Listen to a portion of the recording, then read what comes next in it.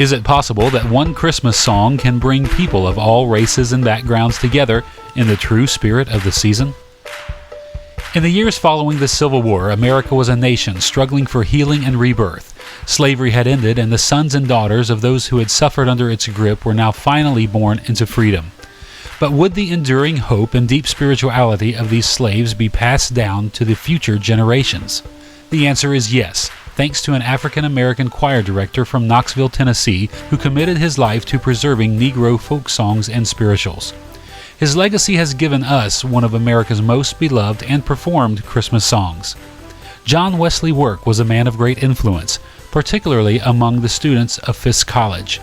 The university was founded in 1866 to give freed slaves an opportunity for higher education.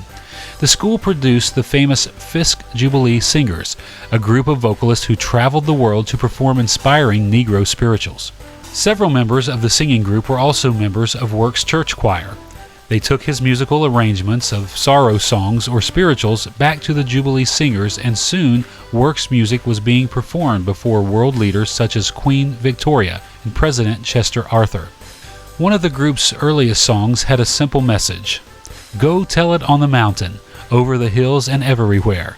Go tell it on the mountain, our Jesus Christ is born."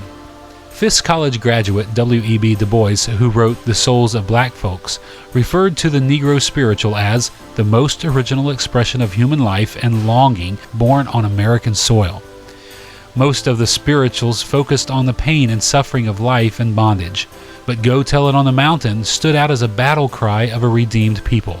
It was Du Bois who wrote, "A true expression of people's sorrow, despair, and hope, an articulate message of the slave to the world." The successful Jubilee Singers, in addition to preserving the musical heritage of the slave, was able to pay off the school's $150,000 debt and build the school's first permanent building, which still stands today on the Fisk University campus. And as for John Wesley Work, he passed on his love of music and culture to his sons and grandsons. His son and namesake, John Wesley Work II, became a professor of Latin and history at Fisk College, and his daughter-in-law worked with the Jubilee Singers as a music teacher. Along with his brother Frederick, he first published "Go Tell It on the Mountain" in a collection titled Folk Songs of the American Negro in 1907. Work's grandson, John Wesley Work III, graduated from Juilliard and dedicated his life to continuing the study of spirituals and folk songs. He served as a teacher at Fisk University and directed the Jubilee Singers, and his studies of folk culture of African Americans in the Mississippi Delta region are featured in the catalogs of the Library of Congress.